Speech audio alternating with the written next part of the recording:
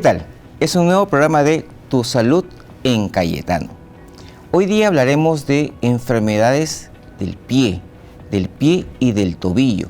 Mucha gente camina, juega fútbol, puede haber un esguince, una torcedura, pero también pueden haber honguitos, puede haber un pie diabético, puede haber malformaciones, y todo eso lo vamos a ver el día de hoy con un médico traumatólogo especialista.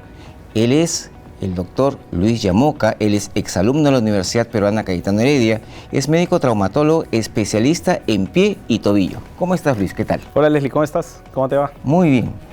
Luis, cuéntame, en tu especialidad, ¿qué es lo que más ves en pie y tobillo? Bueno, en mi especialidad abarca enfermedades como enfermedades metabólicas relacionadas al pie, como el pie diabético, que son consecuencias de una enfermedad como la diabetes, algunas malformaciones congénitas o adquiridas, ¿no? Algunas secuelas de estas malformaciones congénitas, secuelas de un pie sambo, de un pie bot, secuelas de pie plano o un pie plano en el proceso de desarrollo del mismo. También tenemos casos de enfermedades deportivas como los esguinces de tobillo, las fracturas que están dadas por torsiones, torceduras que ustedes muchas veces conocen y han visto que ocurren en los familiares, en los amigos, bueno, en el público en general, ¿no? Empecemos por el pie diabético. Los diabéticos pues son pacientes que no manejan bien la glucosa, muchos pacientes no toman adecuadamente la medicación y obviamente comienzan a haber alteraciones a nivel de la circulación, muchos vasitos se cierran y comienzan a haber pues también alteraciones en el sistema nervioso y por eso no sienten, por ejemplo, cuando una piedrita queda en el zapato y comienzan a haber heridas. Estas heridas comienzan a tener pues consecuencias donde estas heridas van creciendo y llevamos pues úlceras y van creciendo en tamaño. ¿Cómo van clasificando ustedes estas heridas? ¿Cómo es el manejo de estas heridas? Las clasificaciones tienen diversas maneras de hacerse, como la que nosotros aprendimos cuando estábamos en la universidad, la clasificación de Wagner, que tal vez era la más conocida, sin embargo en el tiempo ha ido perdiendo vigencia. Han aparecido otras, como una clasificación de Texas, una clasificación de Wi-Fi, que nos sirven también para agregar otras variables adicionales como irrigación vascular o clasificaciones dentro de cada etapa. Sin embargo, para las personas eso no es muy importante. Entonces, cuando nosotros hablamos con los pacientes, les decimos pues que la clasificación es de mucho o poco. Y poco nos referimos pues al enrojecimiento de repente de esta callosidad que potencialmente donde se puede generar una infección, donde puede haber la exposición del hueso.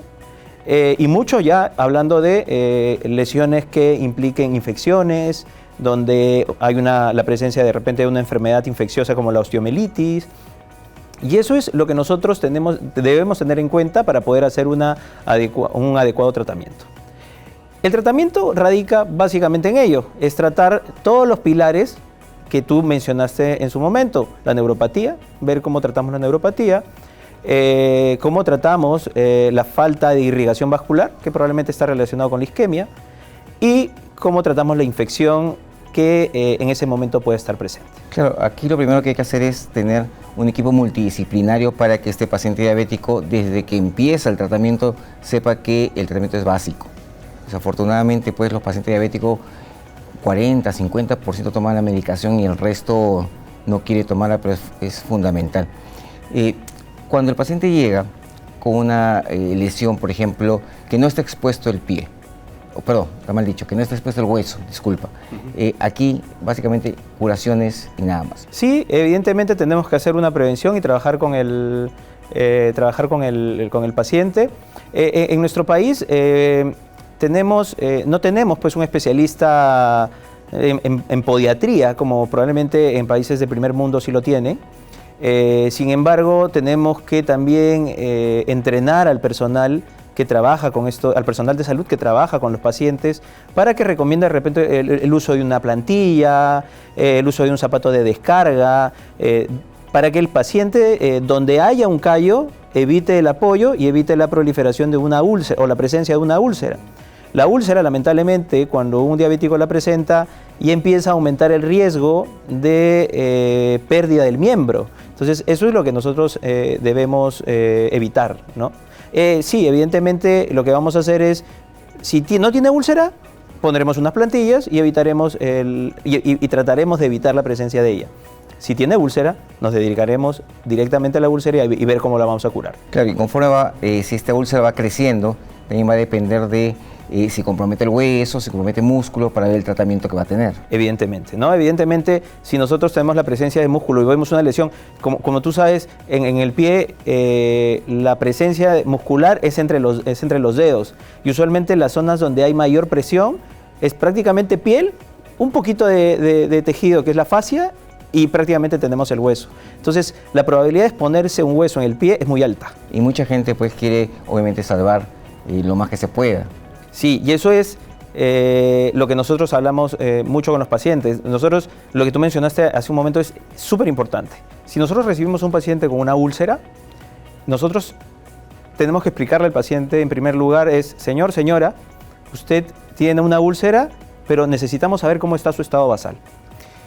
Y nos tenemos que apoyar muchas veces, en este caso del médico internista, o del médico endocrinólogo, para poder saber cómo encontramos al paciente en ese momento. Estamos seguros que vamos a encontrar probablemente una glicemia muy elevada, una alteración de los reactantes de fase aguda muy elevada. Entonces, eso es lo que nosotros tenemos que evaluar, porque para que nuestro tratamiento sea efectivo, en ese aspecto tiene que haber éxito.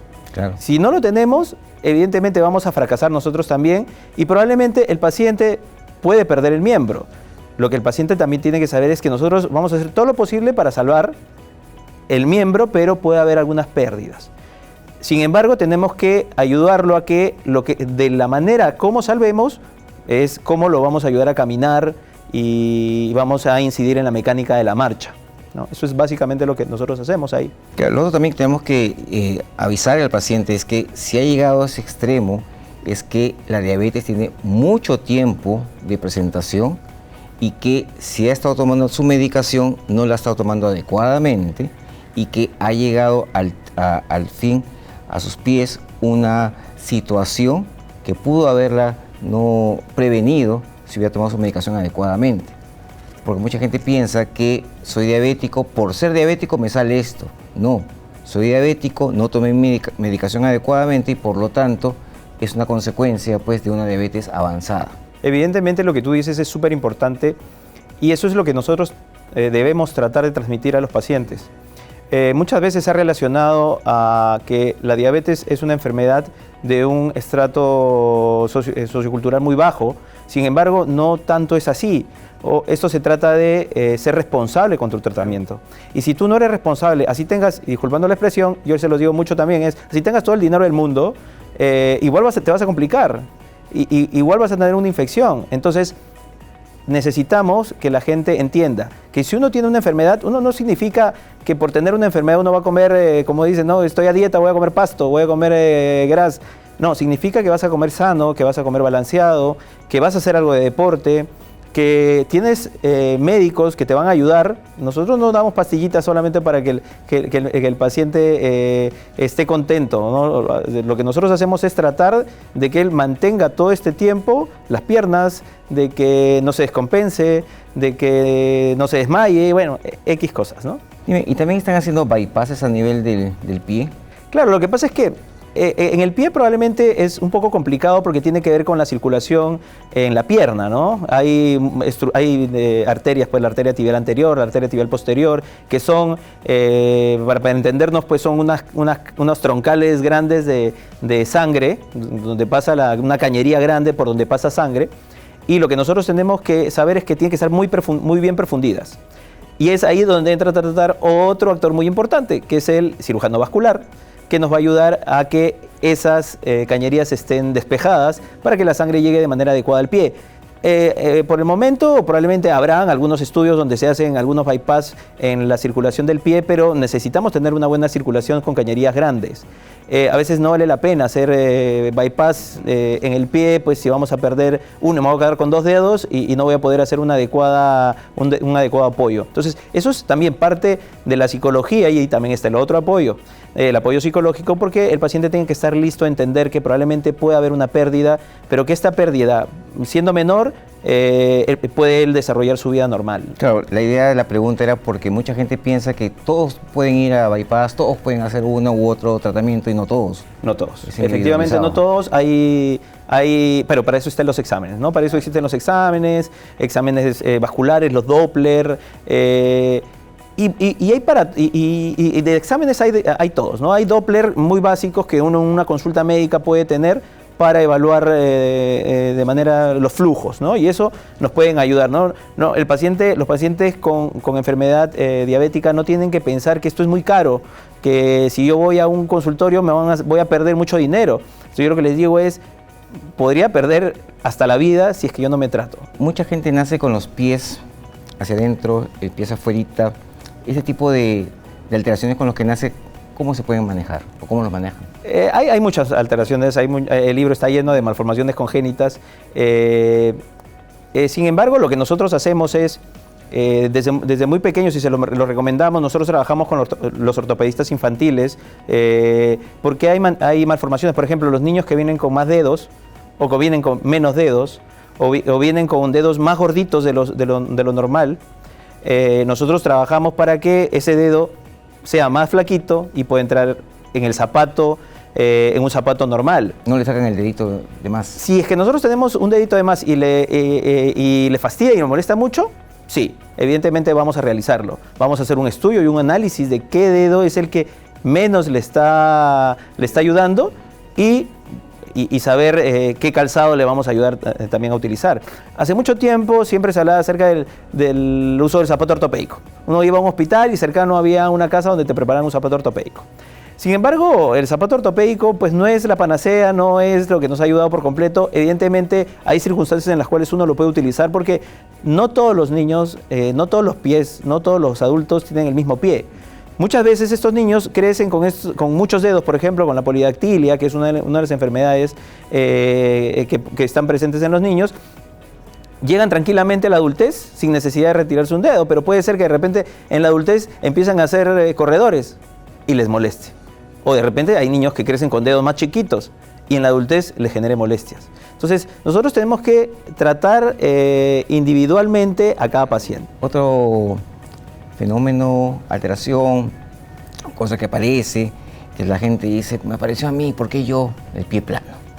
Gente dice, para mí el pie plano es una maldición. ¿Es algo manejable, curable? ¿Por qué aparece?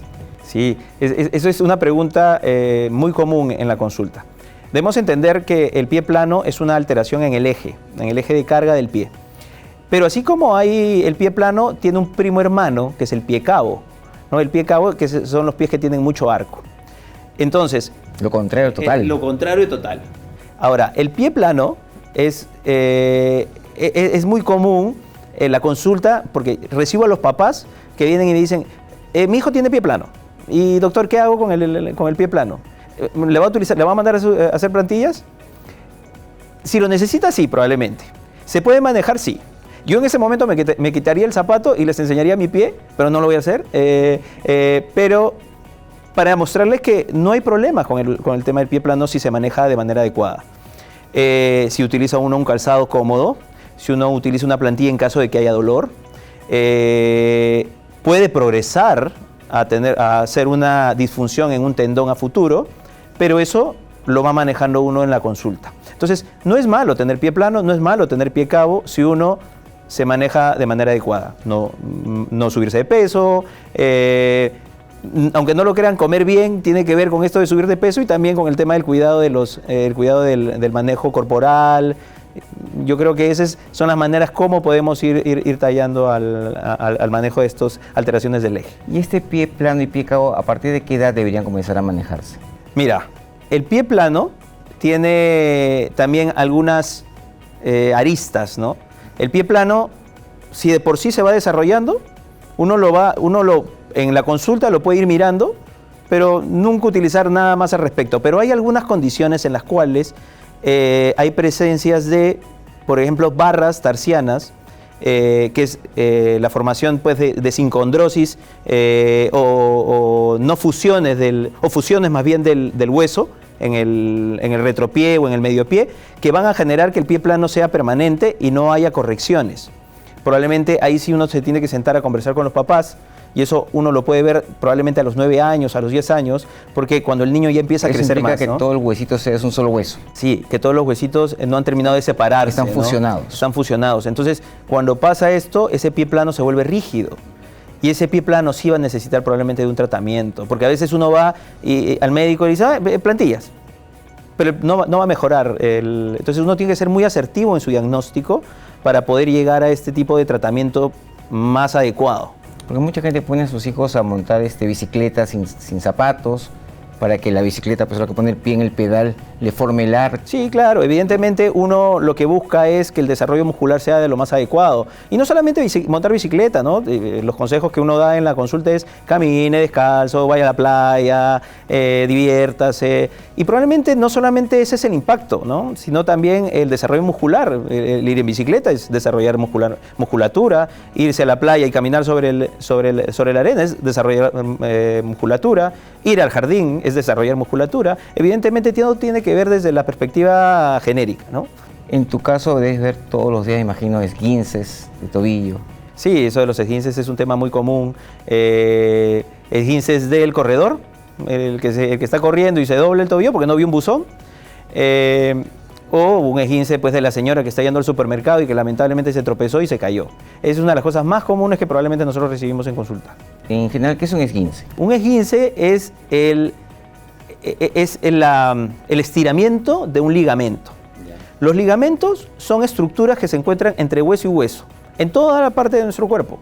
Pero en este caso nos centramos en el tobillo. Los ligamentos son aquellos que impiden que nosotros podamos hacer un sobreesfuerzo de la articulación. Entonces, si nosotros hacemos un esfuerzo de más, el ligamento probablemente se va a desgarrar, se va a estirar o se puede romper por completo. Entonces, esos son los cuidados que nosotros debemos tener y se lo explicamos al paciente. Ahorita tienes un esguince, probablemente tendrás que hacer un poquito de reposo, si necesitas hacer un poquito de terapia, si necesitas tomar algún medicamento, pero poco a poco tenemos que ir recuperando. Probablemente en la estadística nos ha enseñado que el 80% aproximadamente de pacientes que tienen un esguince se van a recuperar de manera espontánea o con ayuda de terapia física u otros medios físicos. Pero lamentablemente todavía tenemos un número grueso, como un 20%, que probablemente van a terminar en una cirugía, que es para poder, es bastante, que van a probablemente ayudarnos a recuperar los ligamentos que se rompieron. ¿Y cuando uno dice me torcí el tobillo es lo mismo? Sí, es cuando dicen me torcí el tobillo, torceduras, es lo mismo. Cuando la gente dice me torcí el tobillo, otro dice no, tuve un esguince.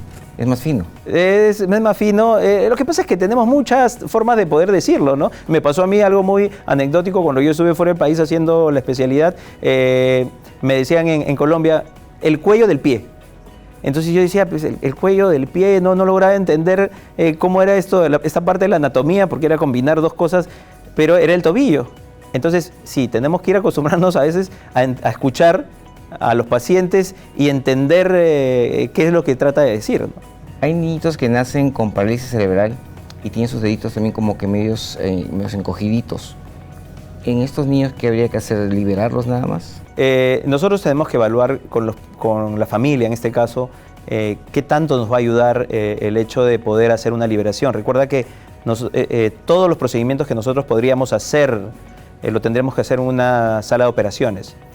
Y si lo hacemos en una sala de operaciones, eso implica un riesgo, ¿no? Si un niño que está sometido a un estrés como el que me comentas, evidentemente tenemos que tratar de evitarlo. Entonces, si nosotros tenemos que es imperativo, por ejemplo, ¿no? a ayudarlo a que se pueda sentar en la silla de manera adecuada, sí, hay procedimientos, por ejemplo, desde atrás hacia adelante, hacer un elongamiento del tendón de Aquiles, eso se llama tenotomías o cortes en el tendón de Aquiles, o probablemente si tiene dedos en garra o dedos en martillo por la enfermedad, liberar los tendones y si es posible fusionarlos de manera utilizando algunos instrumentos de osteosíntesis para dejar los deditos rectos, si es que esa es la mejor necesidad para que el paciente pueda desarrollarse en medida de lo posible. Caminar. Para que pueda caminar si es que lo permite la enfermedad. Ya que mencionas el tendón de Aquiles, la ruptura del tendón de Aquiles, cuando se produce, ¿su recuperación te permite después volver a reinsertarte en el deporte que estabas? Sí, efectivamente, ahora hemos pasado por una fase evolutiva del tendón de Aquiles muy buena, diría yo. Hace mucho tiempo, cuando yo era residente de ortopedia, nosotros, las enseñanzas que yo recibí fue, paciente que se rompe tendón de Aquiles tiene que tener un yeso hasta por acá, Claro. 3 meses, y no hay más que hablar. Claro, se quedaba como que ya... Sí, ya- no, ya fue su vida, ya fue su vida deportiva. Claro. Sin embargo, en el proceso del tiempo se ha ido estudiando fases biomecánicas de la marcha y cambiamos de un yeso hasta acá hasta un yeso hasta acá, igual, 3 meses. Pero dijimos, no, la gente dijo, no, pero hay más cosas que se tienen que hacer. Entonces, en todo este tiempo se fue cambiando de técnicas abiertas, cortes grandes en el tendón de Aquiles, a técnicas que actualmente se hacen muy pequeñitas con recuperación muy rápida.